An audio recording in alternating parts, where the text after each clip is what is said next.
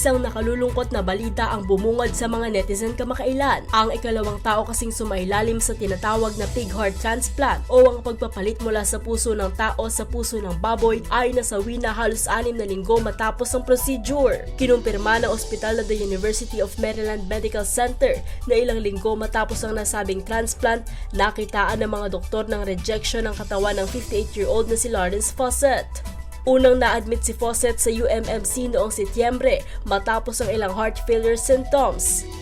6 na araw din itong sumailalim sa ilang experimental transplant bago na pagtanto ng mga doktor na ineligible na si Fawcett para sa human transplant dahil sa kanyang sakit at iba pang kondisyon sa kalusugan. At sa parehong buwan, sumailalim na ang 58-year-old na pasyente sa isang surgery kung saan imbes na human heart, tatanggap ito ng genetically modified pig heart. Ayon sa UMMC, naging maayos naman ang kondisyon nito matapos ang 1 buwan kaya naman itinigil na rin nila ang pagbibigay at pagpapainom ng gamot kay Fawcett. Ngunit hindi kalaunan, kamakailan lang ay nagpakita ito ng senyales ng organ rejection na kadalasan din naman ng problema ng traditional o human heart transplant.